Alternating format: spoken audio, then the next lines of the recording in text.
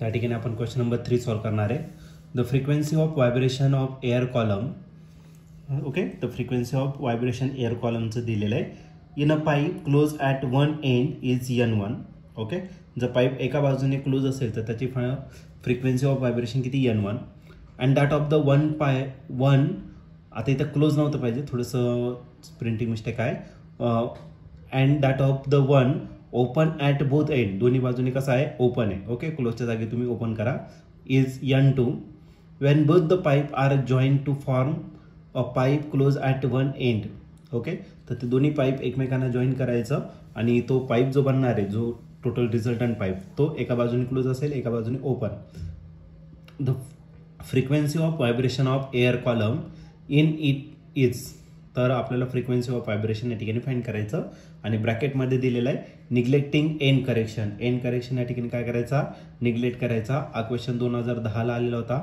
याच्या 4 ऑप्शनपैकी पहिले जो ऑप्शन आहे ए, त्या आहे N1 N2 divided by 2N2 plus N1. B option आहे 2N1 minus N2 divided by N1 N2. C option आहे N1 N2 divided bye 2N1 plus N2. आणि लास्ट डी ऑप्शन आहे N1 plus N2 divided by N1 minus N2. तर या 4 ऑप्शनपैकी या क्वेश्चनचं correct answer काय असलं पाहिजे, तर त्यासाठी आपण याला सॉल्व करूया आणि मग डिसाईड करूया. तर या क्वेश्चनमध्ये आपल्याला फ्रिक्वेन्सी ऑफ व्हायब्रेशन दिलेलं आहे एअर कॉलमचं, पण पाईपचा जो एक एंड आहे तो काय क्लोज आहे आणि त्याची फंडामेंटल फ्रिक्वेन्सी दिलेली आहे N1 इतकी दिलेली आहे. ओके, तर या ठिकाणी हा पाईप आहे आणि या पाईपचा जो एक एंड आहे तो कसा आहे तर क्लोज आहे. ओके, आणि या पाईपची जी लेंथ असणार ती किती असणार, तर सपोज L1 इतकी त्याची काय असणार लेंथ असेल. ओके, तर हा क्लोज पाईप जर असेल तर याच्यासाठी जी फंडामेंटल फ्रिक्वेन्सी आहे ती किती आहे तर N1. आणि पाईप जर क्लोज असेल एका एंडने तर त्याची फंडामेंटल फ्रिक्वेन्सी असते V डिवायडेड बाय 4L इतकी असते. ओके, तर आपण L या ठिकाणी जो घेतलेला आहे तो किती घेतला तर L1 इतका घेतलेला आहे. मग या पाईपची जी लेंथ असणार ती किती भेटेल तर V डिवायडेड बाय 4N1 एवढी काय भेटेल तर त्या पाईपची लेंथ भेटेल. आता दुसऱ्या केसमध्ये जो पाईप आहे तो दोन्ही बाजूने कसा आहे ओपन आहे आणि त्याची जी फंडामेंटल फ्रिक्वेन्सी आहे ती किती आहे तर N2 इतकं आहे. तर हा पाईप दिलेला आहे आणि या पाईपची जी लेंथ असणार आहे ती किती कन्सिडर केली तर आपण L2 इतकी घेतली. याची फंडामेंटल फ्रिक्वेन्सी असेल N2 इतकी. जर पाईप दोन्ही बाजूने ओपन असेल तर त्याची जी फंडामेंटल फ्रिक्वेन्सी असते ती असते V डिवायडेड बाय किती 2L.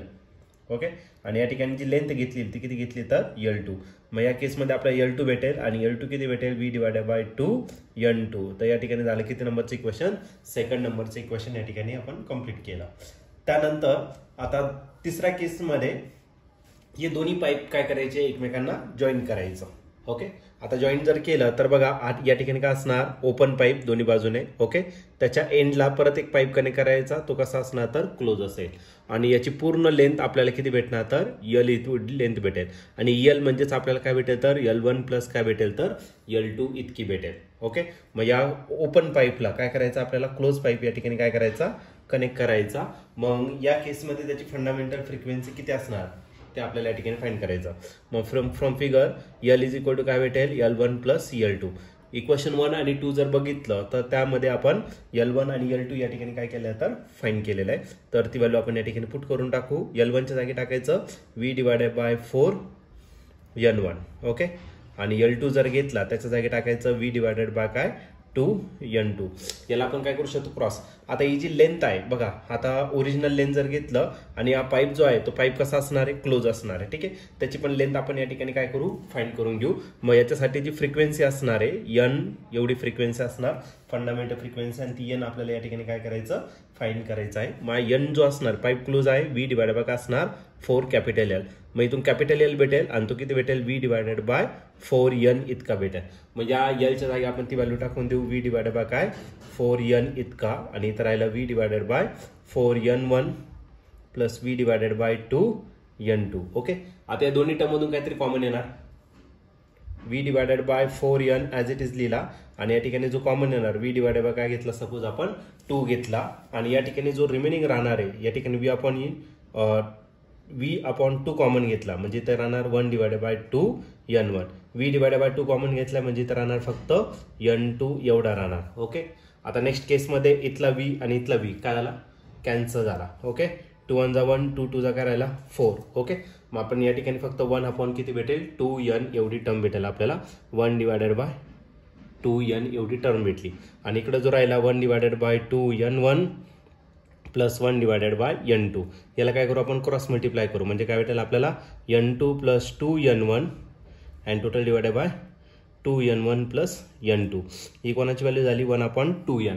याचं काय करून घेऊ आपण रेसिप्रोकल जर केला तर 2n भेटेल आपल्याला 2n भेटेल 2n1 प्लस n2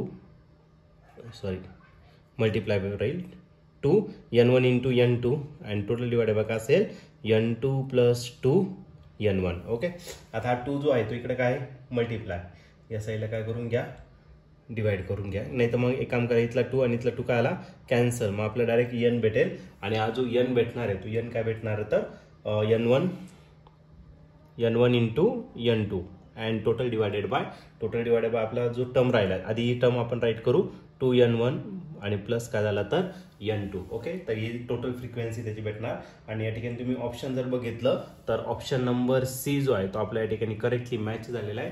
मग या क्वेश्चनचं जे आन्सर असणार ते ऑप्शन सी म्हणजेच काय त्याची जेव्हा पाईप जॉईन करणार आहे त्याची फंडामेंटल फ्रिक्वेन्सी भेटेल n1 n2 divided bye 2n1 plus n2. तर या क्वेश्चनचा आन्सर ऑप्शन सी असेल.